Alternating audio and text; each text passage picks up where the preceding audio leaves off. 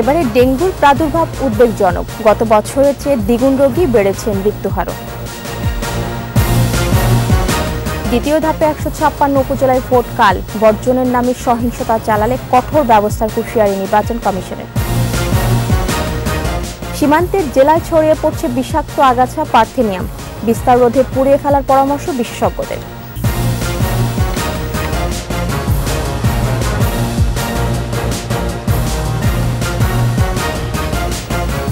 শুনছিলেন first security ইসলামী bank PLC সংবাদ শিরোনাম। আমন্ত্রণ 21 দেশের সংবাদে আপনাদের সাথে আছি মহিমা পলি। দর্শক, 21 টেলিভিশনের সংবাদ একই সাথে সরাসরি দেখতে পাবেন আমাদের ফেসবুক পেজ www.facebook.com/2124online। সংবাদে আরও থাকছে। আজও স্বীকৃতি পায়নি মুক্তিযুদ্ধের সবচেয়ে বড় চুকনগর গণহত্যা। পূর্ণাঙ্গতা মেলেনি স্মৃতি কমপ্লেক্সও।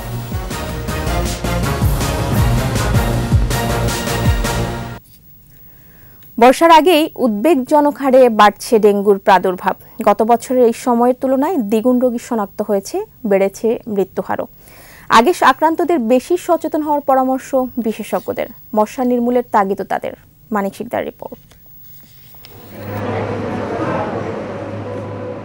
বর্ষাকালকে ধরা হয় ডেঙ্গু মৌসুম, কিন্তু এবার গ্রীষ্মের তাপপ্রবাহের মাঝেই চোখ রাঙাচ্ছে মশাবাহিত রোগটি। গত বছরের চেয়ে পরিস্থিতি আরও ভয়াবহ হওয়ার শঙ্কাও রয়েছে।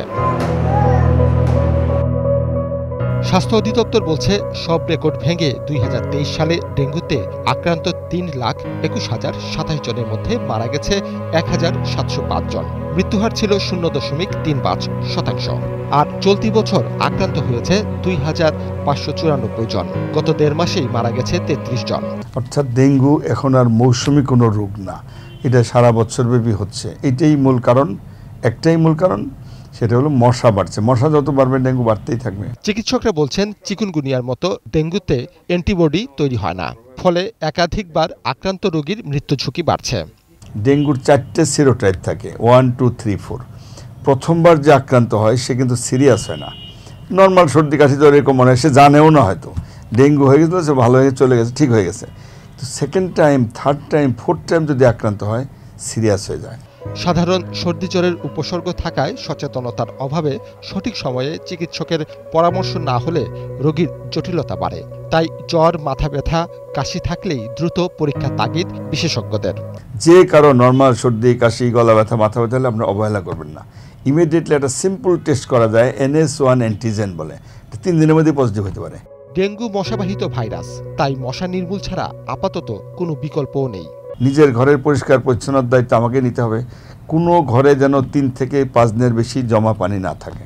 ডাক্তারের পরামর্শ ছাড়া গ্রহণ করা যাবে না ব্যথার ওষুধ এবং অ্যান্টিবায়োটিকও। এটা তো ভাইরাস, এর জন্য কোনো অ্যান্টিবায়োটিক দরকার নাই। অ্যান্টিবায়োটিক লাগতে পারে যদি কোনো সেকেন্ডারি ইনফেকশন হয়। এই জন্য রোগীদের বারবার আপনার দোকান থেকে কোনো ওষুধ কিনে খাবেন না। মানিক শিকদার, 21 টেলিভিশন, ঢাকা। ষষ্ঠ উপজেলা পরিষদ নির্বাচনের দ্বিতীয় ধাপের প্রস্তুতি শেষ হয়েছে। সুষ্ঠু নির্বাচনের লক্ষ্যে সব ব্যবস্থা নিয়েছে নির্বাচন কমিশন। কেন্দ্রে কেন্দ্রে চলে গেছে নির্বাচনী সরঞ্জাম।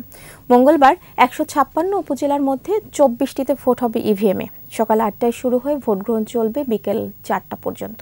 প্রতিনিধিদের সহায়তায় রত্নাজামানের রিপোর্ট। সকাল থেকে উপজেলা পরিষদ নির্বাচনের ভোট কেন্দ্রগুলোতে সরঞ্জাম পাঠানো হয়। দ্বিতীয় ধাপে 156টি উপজেলায় 1,635 জন প্রার্থীর মধ্যে চেয়ারম্যান পদে 603 জন, ভাইস চেয়ারম্যান পদে 693 জন এবং সংরক্ষিত মহিলা ভাইস চেয়ারম্যান পদে 528 জন। অবশ্য 3টি পদে বিনা প্রতিদ্বন্দ্বিতায় নির্বাচিত হয়েছেন 22 জন। সবাই আসবে, শান্তশিষ্টভাবে ভোট দিবে, নিরপেক্ষ ভোট হবে, আমরা এই আশাবাদী করছি। এখানে কোনো কারণ ভোট দেওয়ার সুযোগ নাই, যার যার ভোট শেষে দিবে। আমরা শান্তিপূর্ণভাবে ভোট নেব, জনগণ আসবে। 13,016 কেন্দ্রের 91,589 ভোট কেন্দ্রে ভোট দেবেন 3,52,04,748 জন। তাদের মধ্যে 1,79,05,446 জন পুরুষ, 1,72,99,047 জন নারী ও 237 জন তৃতীয় লিঙ্গের ভোটার।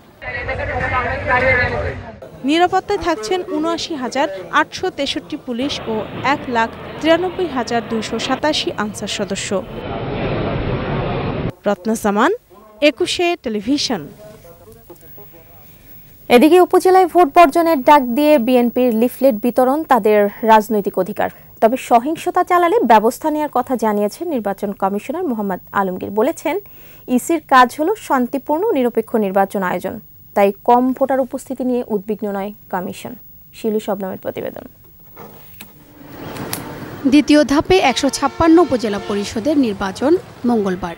সুষ্ঠু ও শান্তিপূর্ণ করতে প্রস্তুতিসহ সার্বিক বিষয়ে আগারগাঁও নির্বাচন ভবনে সাংবাদিকদের ব্রিফ করেন নির্বাচন কমিশনার মোহাম্মদ আলমগীর। আমাদের নির্বাচনের কেন্দ্রগুলোতে প্রথম ধাপে ভোটার উপস্থিতি কম হওয়ার জন্য কমিশনের উপর আস্থার অভাব নয়, বরং ধান কাটার মৌসুম, আবহাওয়া এবং একটি রাজনৈতিক দলের ভোটে না আসা সহ নানা কারণ থাকতে পারে বলেও মনে করেন ইসি আলমগীর।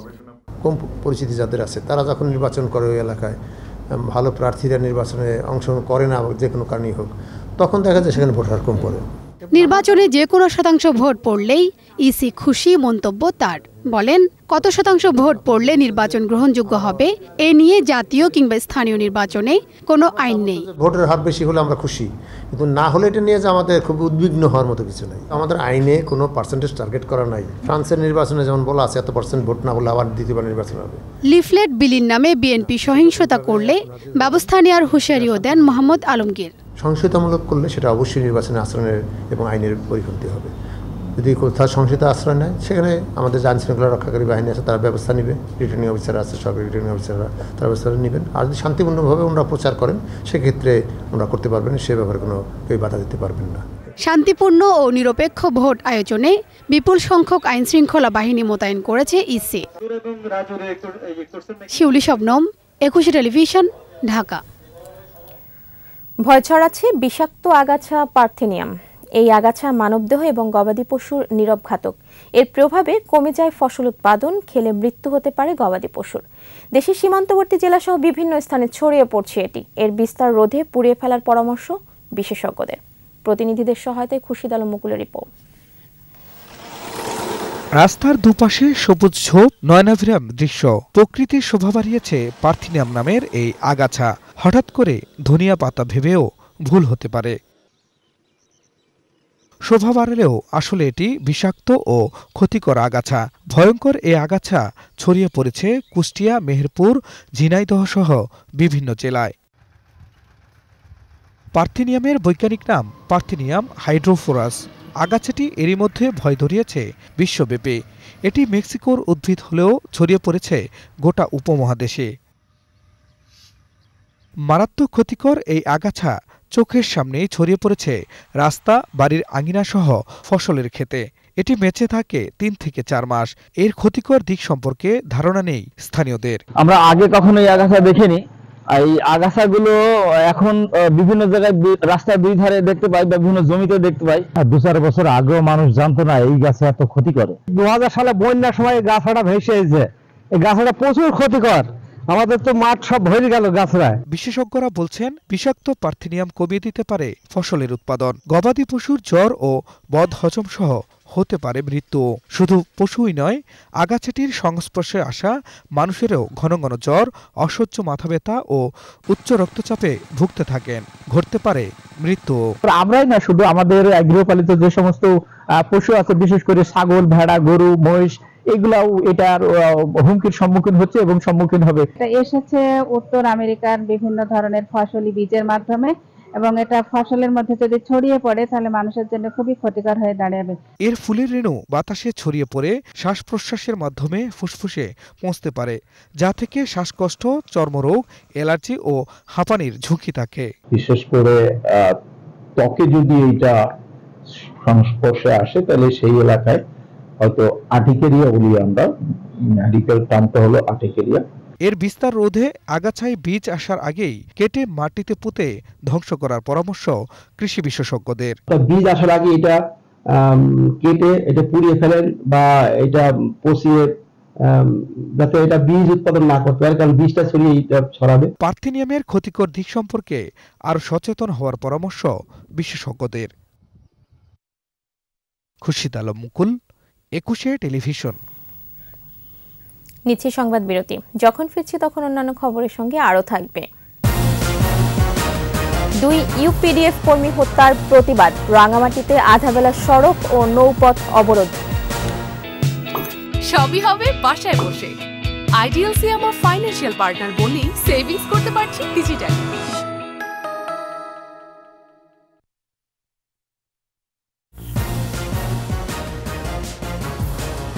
আবার আমন্ত্রণ 21 দেশের সংবাদে। স্বাধীনতার 53 বছরেও স্বীকৃতি পায়নি মুক্তিযুদ্ধের সবচেয়ে বড় চুকনগর গণহত্যা। 71-এর 20 মে শহীদ 10,000 বাঙালির বধ্যভূমি ঘিরে পূর্ণাঙ্গতা পায়নি স্মৃতি কমপ্লেক্সও। প্রজন্মের কাছে তাই পৌঁছাচ্ছে না পাকিস্তানি হানাদারদের গণহত্যা, ধর্ষণ, লুটপাটের সেই স্মৃতি।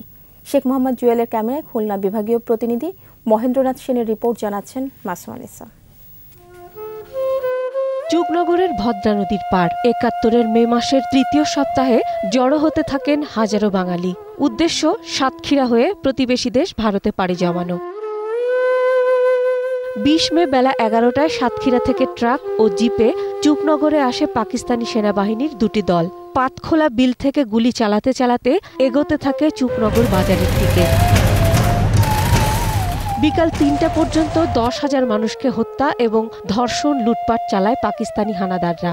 শহীদদের রক্তে লাল হয়ে ওঠে ভদ্রা নদীর পানি। এত বড় জেনোসাইডের আন্তর্জাতিক স্বীকৃতি চান খুলনাবাসী।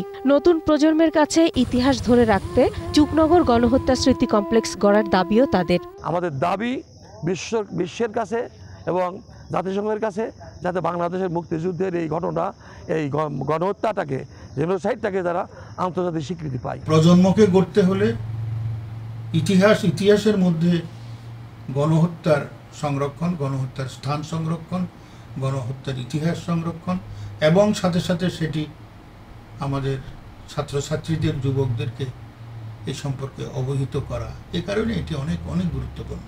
দেশে বিদেশে স্বীকৃতি আদায়ে নানা কার্যক্রম এবং স্মৃতিস্তম্ভ, ভাস্কর্য, উদ্যান, লাইব্রেরি, অডিটোরিয়াম, জাদুঘর গড়তে প্রকল্প নিয়েছে প্রশাসন। আমরা সদস্য সরকারের কাছে লিখেছি যাতে এখানে একটি স্মৃতি সংগ্রহশালা সহ অন্যান্য কার্যক্রম গ্রহণ করা হয়।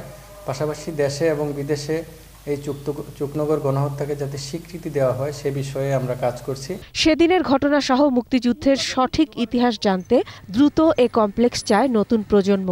20 তারিখেও আমরা অনুষ্ঠান করে অন্তত এই জিনিসটাকে আন্তর্জাতিকভাবে যাতে স্বীকৃতি পায়। বড় বড় নেতারা অনেক সময় আসে, বড় বড় অনুষ্ঠানে আসে, তারা বলি যায় এই আমরা ইয়ে করবো, ও করবো, কিন্তু এইখানে যেটুকু বলি যায় ওইখানে এইটুকুই সীমাবদ্ধতা থাকে। স্বীকৃতি সহ মূল্যায়ন ও সহায়তা দাবি গণহত্যার শিকার শহীদদের স্বজনদেরও।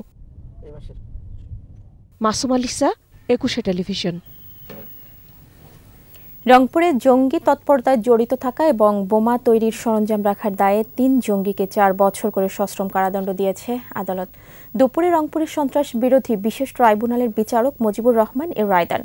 2020 সালের 10 জানুয়ারি নগরীর কেরানীপাড়ার একটি বাড়িতে অভিযান চালিয়ে বোমা তৈরির সরঞ্জাম সহ জঙ্গি জাহিদ আল আনসারকে গ্রেফতার করে পুলিশ। তার স্বীকারোক্তিতে পরে গ্রেফতার হয় অন্য 2 জঙ্গি শাহ আলম সজীব ও মোবারক হোসেন। এ ঘটনায় ওই 3 জনের বিরুদ্ধে সন্ত্রাস দমন আইনে মামলাটি করে পুলিশ।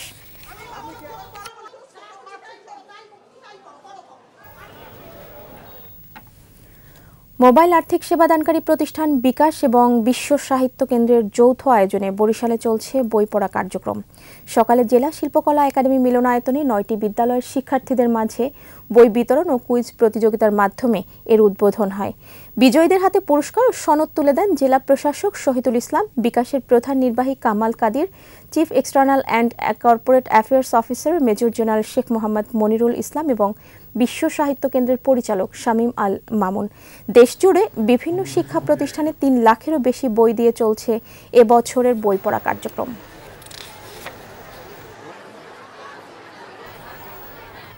এবার চট্টগ্রাম সংবাদ।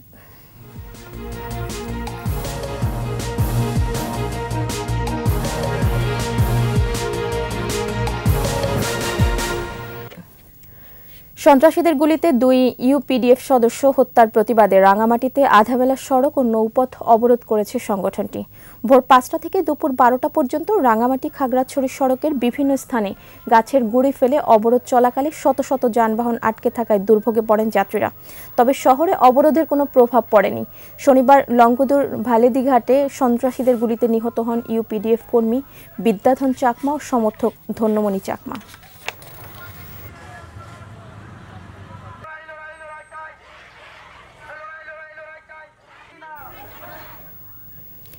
কক্সবাজারের উখিয়ার 7 লাখ ইয়াবা সহ 4 জনকে আটক করেছে র্যাব।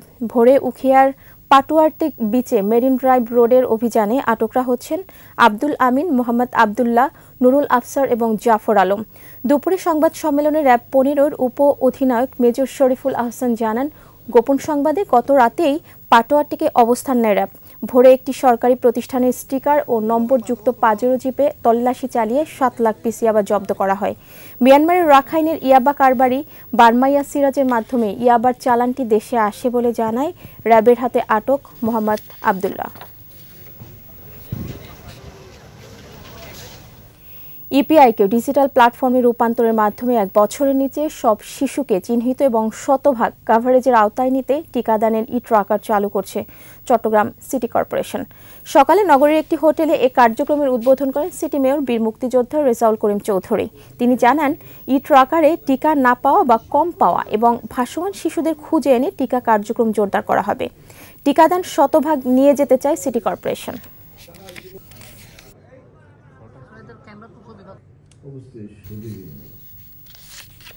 খাগড়াছড়ির মানিকছড়িতে স্থিতিশীলতা, শান্তি ও সম্প্রীতি বজায় রাখতে অসহায়দের মাঝে মানবিক সহায়তা দিয়েছে সেনাবাহিনী। সকালে মানিকছড়ির রানী নিহার দেবী সরকারি উচ্চ বিদ্যালয় মাঠে সুবিধাবঞ্চিত দুস্থ পরিবারের মাঝে সেলাই মেশিন, সৌরবিদ্যুৎ, ঢেউটিন ও বিনামূল্যে চিকিৎসা সেবা দেয় গুইমারা রিজিয়নের 3 field regiment artillery Sindukchhari zone.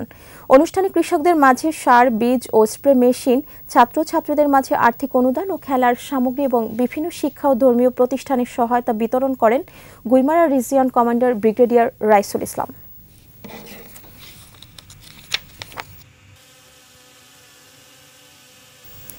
পার্বত্য চুক্তির পূর্ণাঙ্গ বাস্তবায়নে দুর্বার আন্দোলনের আহ্বান জানিয়েছে পার্বত্য চট্টগ্রাম পাহাড়ি ছাত্র পরিষদ। রাঙামাটি জিমনেশিয়াম প্রাঙ্গণে পরিষদের 35 প্রতিষ্ঠা বার্ষিকী ও 28তম কেন্দ্রীয় কাউন্সিলের ছাত্র যুব সমাবেশে প্রধান অতিথি ছিলেন পার্বত্য চট্টগ্রাম জনসংহতি সমিতির সহসভাপতি ও সাবেক সংসদ সদস্য উষাতন তালুকদার। উদ্বোধন করেন পার্বত্য চট্টগ্রাম আঞ্চলিক পরিষদ সদস্য মাধবীলতা চাকমা। বক্তারা বলেন, পার্বত্য চুক্তি বাস্তবায়িত না হয় পাহাড়িদের অস্তিত্ব বিলীন হওয়ার পথে। তাই চুক্তি স্বাক্ষরকারী সরকারকেই এর পূর্ণাঙ্গ বাস্তবায়ন করতে হবে।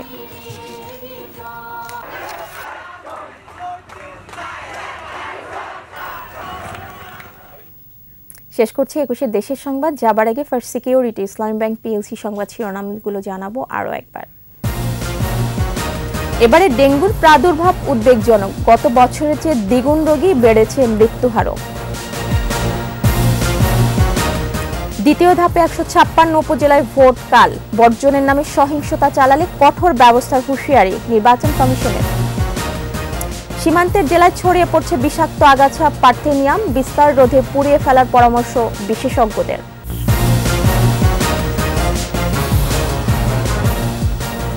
সর্বশেষ খবর জানতে ডায়াল করুন 2021 নম্বরে আর ভিজিট করুন ekushiSTV.com এই ওয়েবসাইটে। এছাড়া ফেসবুকে ভিজিট করতে পারেন facebook.com/2124 অনলাইনে। এতক্ষণ সাথে থাকার জন্য ধন্যবাদ। আমাদের পরের সংবাদ সন্ধ্যা 7টায় দেখার আমন্ত্রণ রইল। 21-এর সাথেই থাকুন।